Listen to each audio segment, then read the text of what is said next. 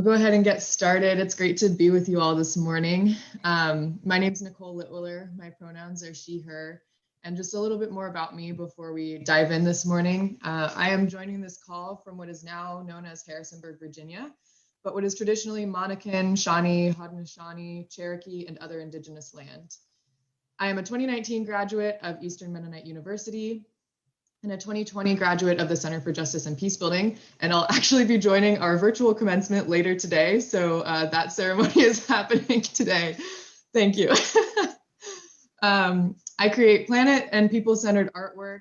I'm a server at a diner here in Harrisonburg, and I work with the Center for Sustainable Climate Solutions as Climate and Racial Justice Program Coordinator.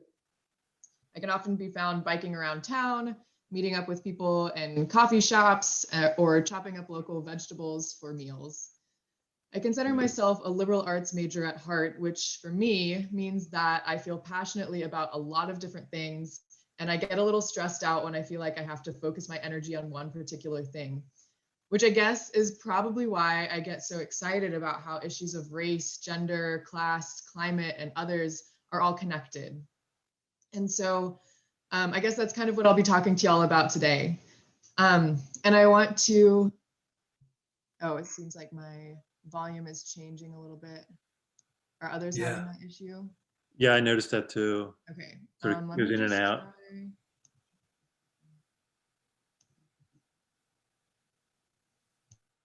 Okay, can you all hear me? Okay, let me know if that's better. Yeah, just send a message in the chat.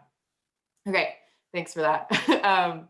Yeah, and I just want to emphasize as well that I fully expect to learn things from you all today as well, and we'll have some time to interact and engage together. So I'm excited to learn from your wisdom as well.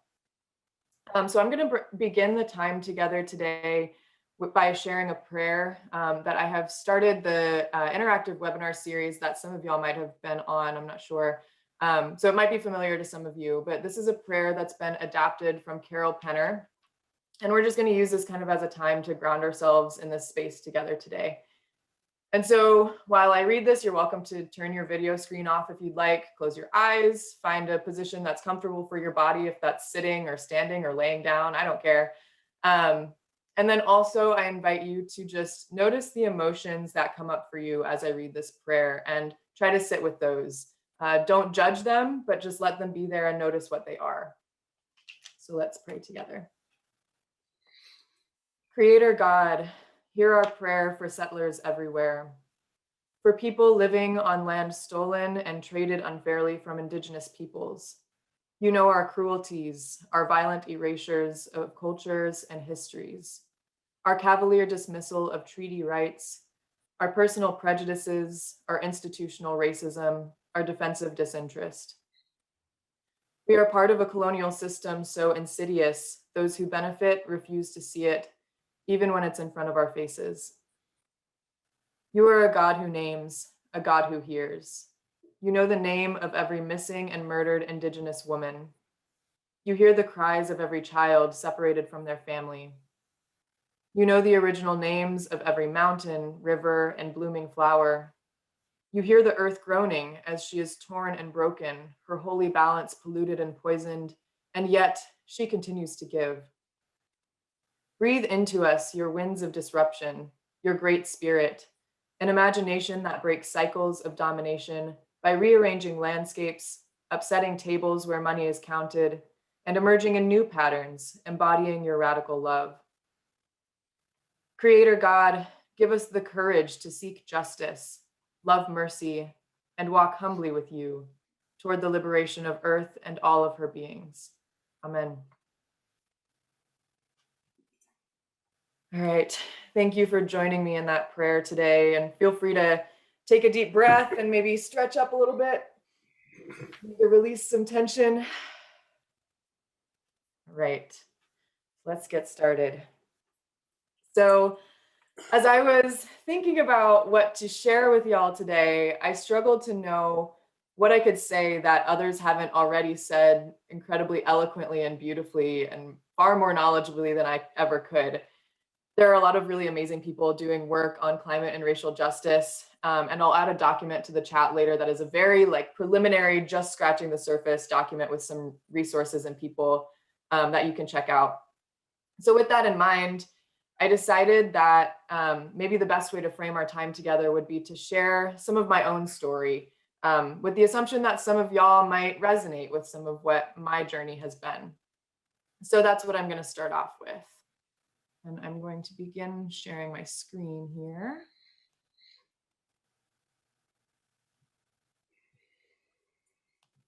Okay. So I grew up in Heston, Kansas, and regularly attended a Mennonite church there. Mennonite has always been a key piece of my identity. And I also can't remember a time in my life when pacifism wasn't ingrained into my way of doing life, whether it was coming from my parents or my grandparents or from my church community. And so pacifist also became a part of my identity at an early age, which for me at the time basically meant being anti-war and anti-hitting people. In middle school, my family took a trip to San Antonio, Texas, and I was smacked in the face with homelessness and poverty in a way that I had never experienced before in my small town. I learned about the wealth gap. I didn't understand how some could hoard so much while others fought to survive, and it made me angry. That trip for me was one of the first times I remember being really fired up about inequality and injustice. It started me on a path towards seeking justice that I continue to follow in my educational, professional, and personal life today. I believe it was the same trip that we visited an aquarium. We saw a dolphin show, this actual particular dolphin show in the picture here, and that show made me want to be a marine biologist. I saw the trainer here in the image and I was like, she's friends with dolphins. I want to be friends with dolphins too. So in 8th grade, when we did career day, full disclosure, y'all, I am being a little vulnerable here by showing you some pictures of my middle school days, just so you know. Anyway, in 8th grade, we did career day, and I went all in and did a bunch of research about what I was absolutely certain my life was going to look like as a marine biologist, as you can see here with this little trifold, all of this nicely colored research. And it was a little bit strange that this landlocked small town Kansas girl wanted to become a marine biologist. And then ironically, in my sophomore year of high school, when my family relocated to Sarasota, Florida, where I would actually have access to some of these marine animals that I had been so excited about, my interests shifted. I remember not knowing exactly what I wanted to do. I still don't have that answer, but I knew at the time that it felt more important and meaningful to me to be working with humans rather than plants and animals. So at that point, it was kind of a dichotomy. It was either I work with humans and I work with and help humans, or I help animals and plants. So fast forward a few years, I am at EMU and I've just declared a peace building major. In the spring of my junior year, I traveled to India with about 30 other classmates for our cross-cultural experience. I think something about the cross-cultural experience and having an intense experience like that brings up a lot of conversations about personal values. And so something about that timing made it a distinct time for my partner, Luke, and I to start having conversations about climate change. We started thinking more deeply about how we could make changes in our own lives to reduce our carbon footprint. We even made up a list, wrote up a list of changes that we planned to make when we came home, that we could improve our lives and reduce our carbon footprint together. There was one very specific conversation I remember having together, and we were sitting on a ledge looking out over this view in Missouri, India, which is located at the foothills of the Himalayas. And we were talking about this newfound passion about addressing climate change. We both felt a little bit differently about where our priorities should be. I felt strongly that humans and justice and equity should be our number one priority. Meanwhile, Luke said that focusing on climate change should be our priority because without the planet, there wouldn't be any people left to need justice. At the time, these two priorities were very conflicting. Again, they were dichotomies. If we fully focused our energy on one, then we couldn't equally prioritize the other. And I want to assure you all that this slight disagreement did not tear us apart. We are actually now married, just so y'all know. So the fall semester after coming back from India, I attended one of EMU's campus convocations. The Center for Sustainable Climate Solutions was hosting this one, and it was called Global South Voices. We heard from 3 people, some of whom are pictured here, from El Salvador, Zimbabwe, and Nepal, who described the impacts of climate change on their communities. Sibanokule, who is on the right side of this picture here, and who I'm incredibly honored to work with now at CSCS, was one of the speakers during the series. So these folks shared about how climate change is impacting their crops, their access to water, and many other things in their communities. Meanwhile, the global north or Western countries are the ones with the most significant carbon footprint, but are experiencing the effects of climate change the least. This is the first time, at least from what I can remember, that I had explicitly heard justice, peace building, and climate change discussed all in the same conversation. I could feel the gears turning in my head, and my brain was doing that energetic buzzing thing that happens when I have a lot of thoughts going around. These themes that I felt so passionately about, peace, justice, and more recently climate change, didn't actually have to be separated at all. In fact, they shouldn't be. This connection felt freeing for me. The following semester, spring of my senior year, I was looking for a research topic for my biblical theology of peace and justice class. I came across an article titled Ecofeminism, New Liberation Paths for Women and Nature by Olga Consuelo Vélez Caro. Ecofeminism was a word that I had never heard before, and I was intrigued, so I read the article. I can assure you all that I am not typically the kind of person who feels deeply impacted by academic journal articles, but this one was actually life-changing. In the abstract, it says, quote, ecofeminism responds to the challenge of the deterioration of the environment by making a creative link between the domination experienced by women and nature. Women and nature are not identified as one, but they can be allies in a search for common liberation, end quote. I was hooked. This was significant to me for many reasons, but especially because I had recently been able to put language to my own experience with sexual and relational violence. This article helped me to link some of the explanations, note my word choice there, explanations, not justifications, for the abuse that I experienced and the abuse that that Mother Earth experiences. I felt like Mother Earth and I were in solidarity with one another. The article talked about an ethic of care that has been lost because care is seen as a feminine trait, and in a patriarchal dominated society, feminine traits are seen as bad. Therefore, care is not an ideal trait. It's not prioritized. The loss of this ethic of care is hurting us all. And I could go on and on about this article. I do have the name in the document that I'll share later, so you can try and find it if you'd like. So I followed this newfound excitement about ecofeminism with a collaborative multimedia artistic piece that centered stories of survivors of sexual violence and connected the violence they experience with the violence that the earth experiences. We titled the piece, Do Not Discard. Trash is often thrown out of a window into the garbage bin without much thought. We don't typically think about the impact of what we throw away. Similarly, when someone challenges a sexual abuse or assault survivor's story, they are not likely thinking about how their comments are incredibly harmful to the survivor. The result of these connections and conversations was the 6-foot by 5-foot artistic piece that you see pictured here of an illegal dump site, which I artistically depicted out of entirely trash. So all of that image is made out of trash that was mostly found from our apartment's trash use. Lindsay Acker, one of the collaborators on this project, interviewed survivors about their experiences and wrote up their stories.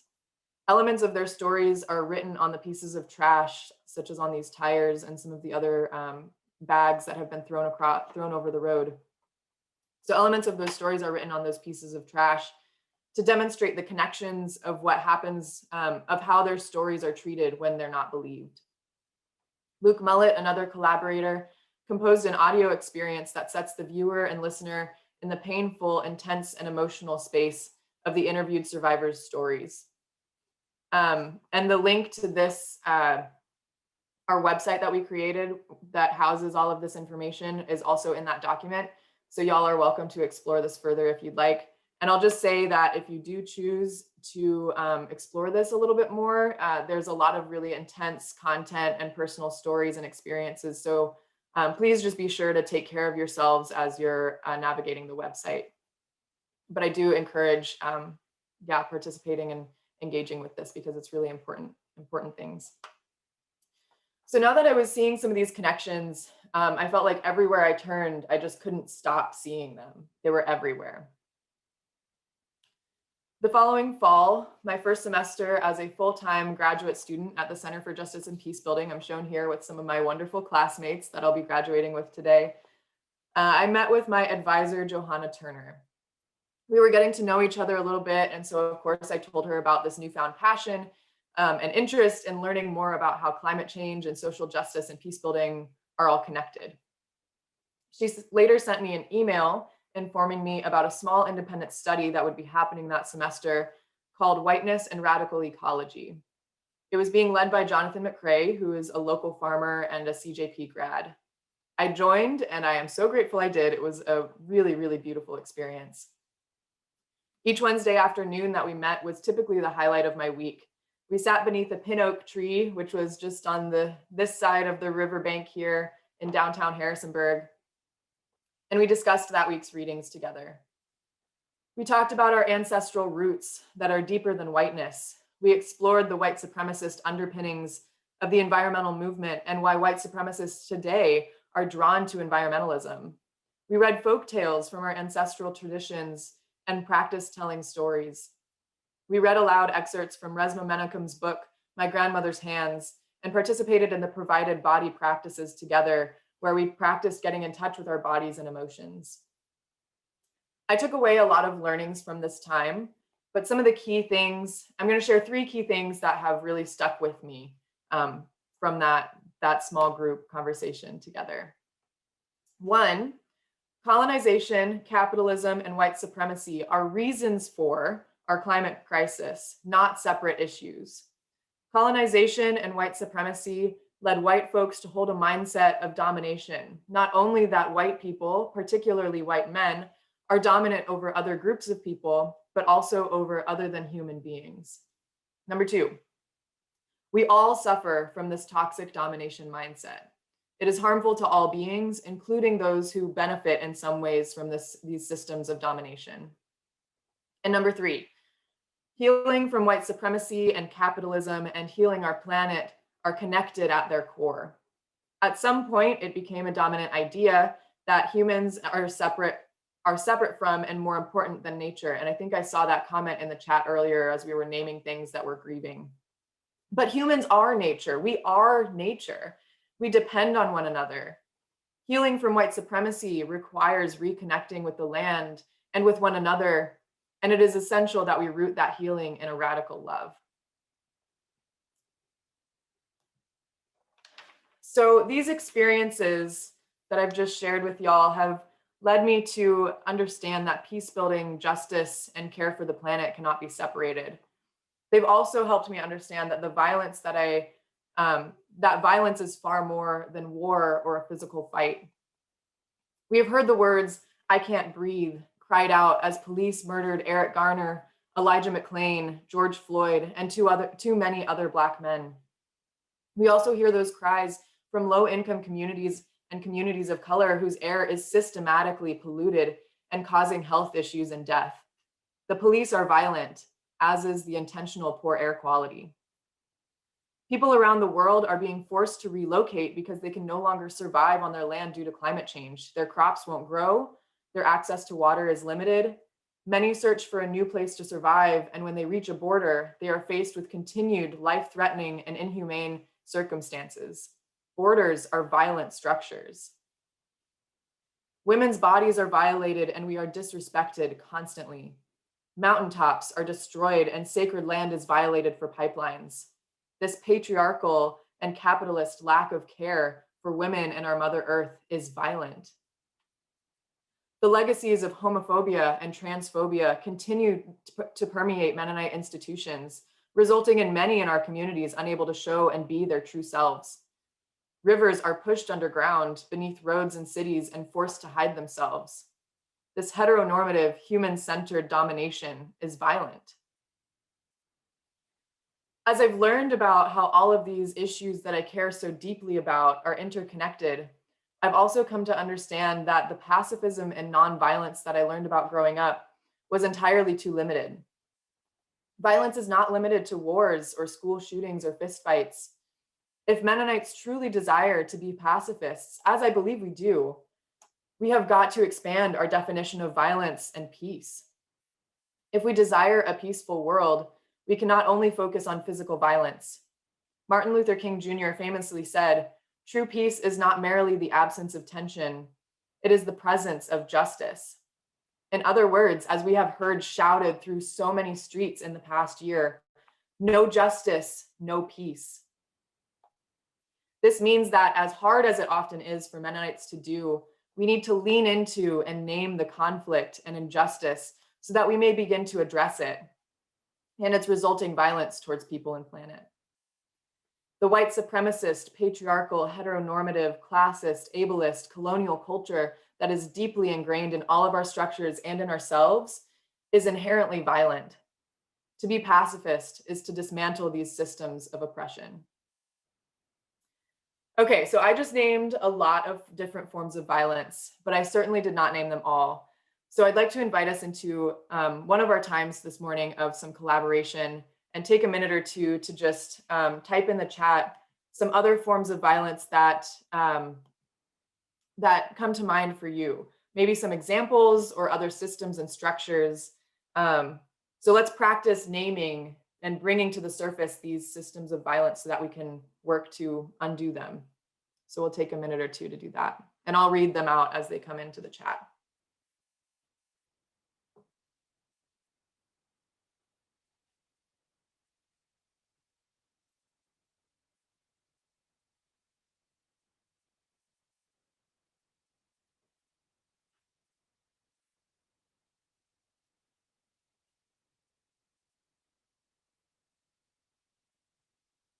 Or if you'd like, you can unmute and just say it out loud.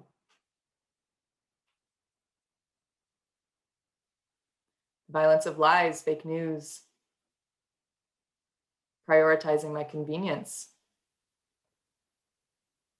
I think of habitat destruction as a violence, taking homes from species and the extinction of species that it leads to.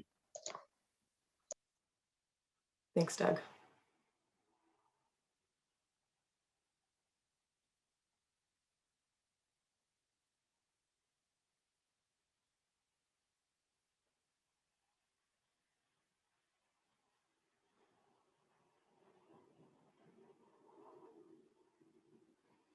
Violence of promoting a luxury lifestyle in advertising. Yeah, absolutely.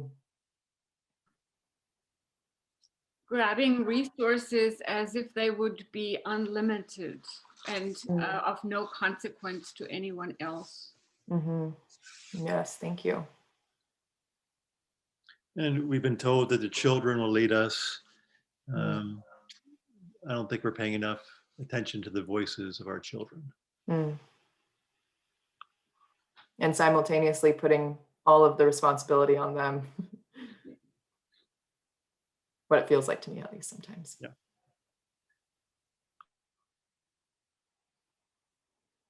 Any other comments here before we move forward? How we've made individual car ownership the norm. Yes, absolutely. And that has to do with a lot of transportation justice too. Not everybody has access to cars. And so how does that impact people's ability to make it to job interviews and yeah, all of those kinds of things too. Thank you. Okay, so you can keep typing things into the chat as they come up. We can continue this practice of naming the conflict, naming the violence that we need to address. But we've just gone through a lot of kind of intense, heavy stuff. So sometimes for me, I'm gonna stand up here and y'all can do the same if you'd like. I'm just gonna stretch a little bit, breathe.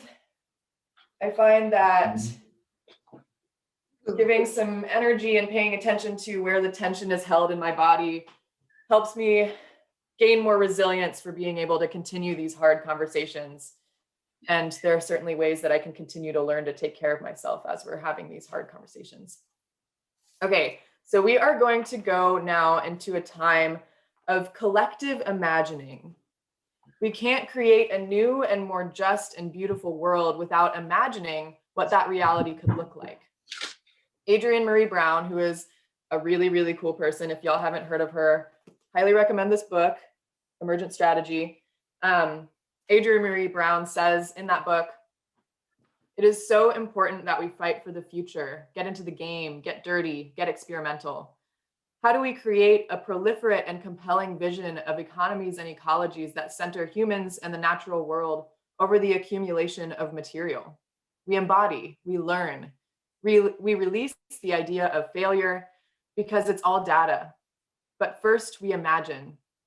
We must imagine new worlds that transition ideologies and norms so that no one sees Black people as murderers or brown people as terrorists and aliens, but all of us as potential cultural and economic innovators. This is a time travel exercise for the heart. This is collaborative ideation. What are the ideas that will liberate all of us? I honestly could have just read a chapter from her book and called it good for this presentation. So Jesus was a collaborative ideator. He named the injustices and spoke truth to power. He envisioned a new world free of violence and systems of oppression and injustice, and worked to create that new world in collaboration with others. And, by the way, was murdered by the state for trying. His work and the work of so many others is not done. It's ongoing, and we have a responsibility to make sure that it continues. So let's pick it up and move forward together. Let's be creative. Let's imagine a world free from violence and injustice where we all thrive. What does it look like? What does it feel like? What's present in this world? What are relationships like? As Adrienne Maree Brown says, what are the ideas that will liberate all of us? So I'm going to share my screen again, and we're going to try something new together that I have never done before. So y'all are going to be my guinea pigs today. Give me 1 second here.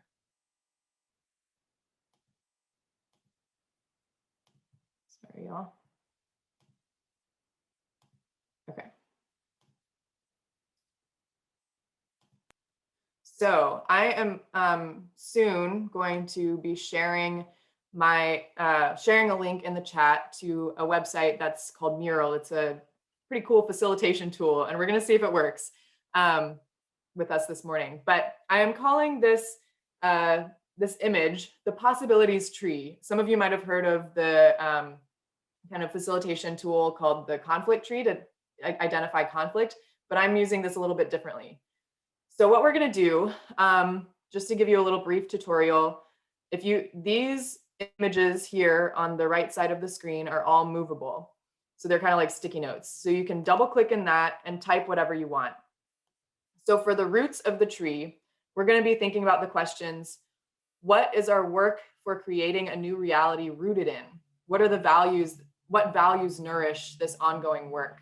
And so you can use these. You can also click and drag the screen around.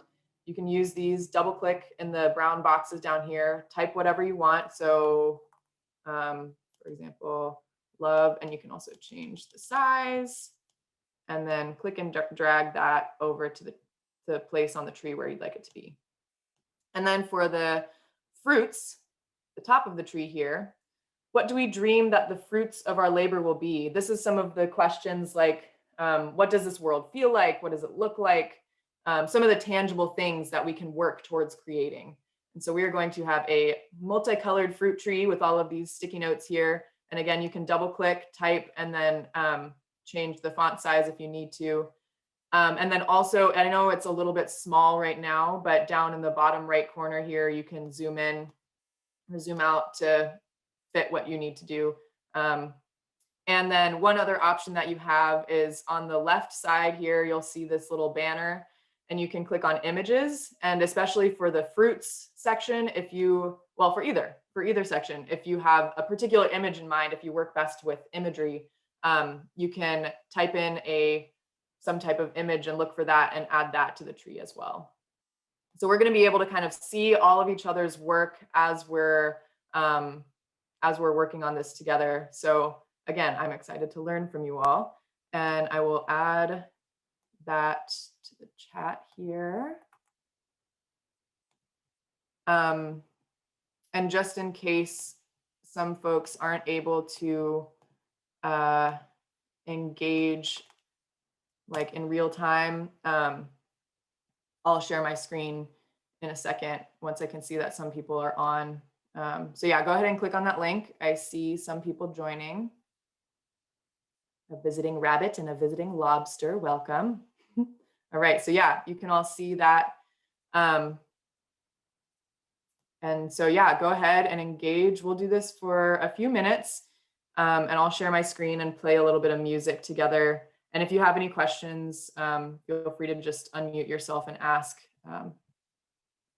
Everybody clear? Thumbs up? Cool, great, let's do it.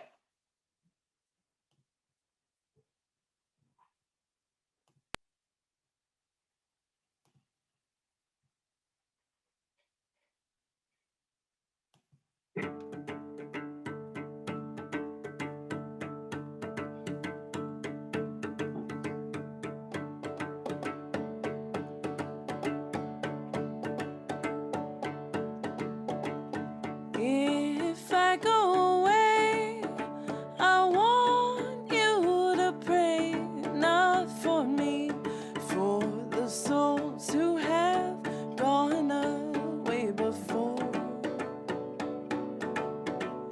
If I am to stay, I want you to pray, not for me, for the souls who have stayed like me before. They for the hunter, they for the prey, they for the hunter, they for the prey, they for the hunter, a day for the prey, they for the hunter, they for the prey.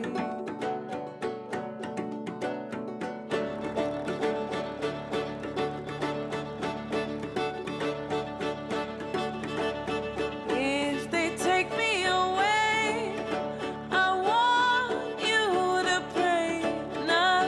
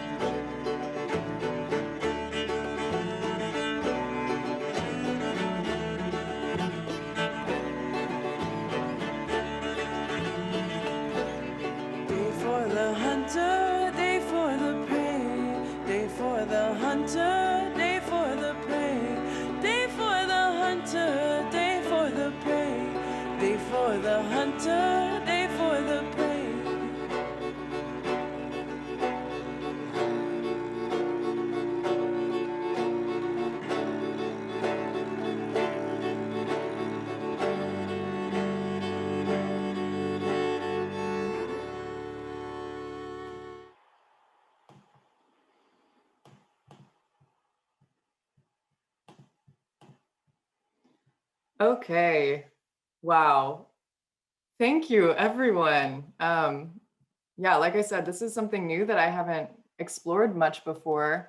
And I am really grateful for everything that y'all provided. So let's just take a second really quickly here to look at this new world that we're going to create together. So I'll share my screen again, actually. So the roots, what are we rooted in? What values are going to nourish the ongoing work? We have hope, love, all people are a family, shalom, restoration of broken relationships. We are all equal, respect for all creatures, recognizing our interconnectedness, peace, justice, confession, and acknowledgement of our wrongs. So that's what this work will be rooted in. And then what do we dream that the fruits of our labor will be? Oh, this is such a beautiful tree, guys. Safe and challenging work to do, accessible and safe green spaces for all, transportation and mobility justice, appreciate the natural world, healthy and fresh food for all, no one too rich, no one too poor, children safe to play, laughter, regeneration, decrease of economic gap in our society, equal access to nature, clean water, a safe place for all, kinship of all, every creature singing, learning from poor and indigenous communities, working with creation. That is really beautiful. Thank you all for participating in that. I will be saving that and using that as inspiration for myself. Feel free to do the same. So I did say that I wanted to share some resources with y'all. So I'm going to put a link here in the chat. And I just want to reemphasize that this is very, very preliminary, like just some people and organizations and resources that can get you started and doing some more learning that have helped me along my journey. And if you want to look at that, just make sure you click on it now so that you don't lose it when we leave the Zoom call. So I'm going to close our time together today with a prayer that Jonathan McCrae and Cornelius Franz with Silver Run Forest Farm begin their days with to ground themselves in their work. And we said this prayer every time before starting our time together in that independent study that I mentioned earlier, as we sat under the pin oak tree. So I'll be putting some words on my screen during that prayer. So let me just share my screen again real quick. Okay. So yeah, I'll be putting some words on the screen as we say this prayer. And as the words come up, feel free to, everybody can unmute themselves right now if you'd like. And when the words come up on the screen, you're welcome to say that together. And I know it'll be a little muddled and maybe feel a little bit chaotic, but sometimes that communal chaos is kind of a cool feeling. So let's pray together. We begin our prayer for love and kindness by first offering that gift to ourselves. Since we can't save what we don't love, and the large is always a reflection of the small, so we start first by speaking to ourselves. May I love. May I be loved. May I be free from violence and waste. We turn that intention to someone close to us who could perhaps be close in a harsh and hurtful way or in a caring and tender way. But either way, we offer that gift as if this person is sitting here with us. May you love. May you be loved. May you be free from violence and waste. We turn that intention again to the other creatures we're partnering with, to all the plants that provide food and medicine to us and the land, who are all alive and growing toward the light just like we do. So we recognize that kinship with them and honor them by also addressing them as a you. May you love. May you be loved. May you be free from violence and waste. And finally, we expand that intention to our stream and to the watershed that draws all life back together through the global circle and cycle of water. And we know this place has been scarred by lots of trauma, harm, and oppression, but we still see signs and movements of resilience, healing, and liberation. And we want to join those movements, so we include ourselves in this space by speaking as a we. May we May we love, love, may may we be loved, loved, may we be free from violence and waste. Amen. Thank you all for joining in this time together this morning. It's been really, really fruitful to use that word again for me. So maybe leave this space today feeling ready to take on the important work of justice and peace that must be done for all of our survival. And knowing that we are not alone in this work. We are in solidarity together with those of us on this call and with many other humans. We are in solidarity with the trees, with the bees, with the flowers, with the bunnies, with the rivers, and with all of creation. So with that, I'm closing the time together.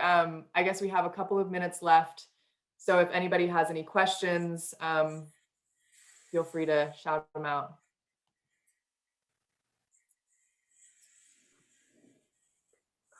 Thanks, Nicole. I have a question of something I think I'm guessing I misheard earlier on, but maybe not. So I just want to ask, Highly possible. did you that I say, messed up. no, did you say white supremacists are drawn to environmentalism?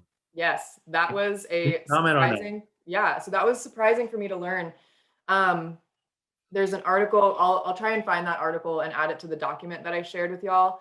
But there's a really interesting movement of white supremacists that are like really into farmers markets, and they like it's profitable, and they and many other like people who are excited about farmers markets to kind of just assume that the money that they're giving to farmers at these places are going towards like local food and stuff. But there are a lot of white supremacists who have found a place in the environmental movement. And yeah, I there's a lot more learning that I have to do on that, but it's really interesting and fascinating. And I think actually, so there's a friend of mine lives in Bloomington, Indiana, and I know there's in the article that I'm mentioning, there's a group there that they specifically talked about. Yeah, so it's fascinating. Is that part of the maybe part of the survivalist mentality? I think so. Yeah. So like, and it's very like, I think the mindset would be a lot more like we're doing this to save humans rather than doing it for all of us. And it's not so much a liberatory mindset. Yeah. So there's a lot. I did not answer that question very well, so I'll make sure to add that article in the document so you can check it out. Yeah. Yeah. And then also that the environmental movement in the US at least was started with a very like has a lot of white supremacist underpinnings in how it was initially framed. So, and very exclusive too. Yeah, thanks. Yeah, thank you. Anybody else? Nicole, I just really appreciated your input. It was so rich and in a way so like healing, so good, so whole. Thank you. Oh, I'm so glad you received it that way. Thank you. This is like kind of the first time that I've ever spoken on these issues before. Like I'm very passionate about all of them, but it's kind of a first time practicing speaking to folks about that. So I'm really glad that you all joined. And by the way, Luke, it's good to see you. Luke and I were at EMU together. Yeah, thanks for sharing your story, your personal journey, and yeah, that's just very interesting. Thanks for making yourself vulnerable to us. Yeah, sharing that. thank you. And congratulations and enjoy your afternoon. Yes. Thank you. Thanks. Have a wonderful day, everybody. Bye. Thank you. Take care. Bye.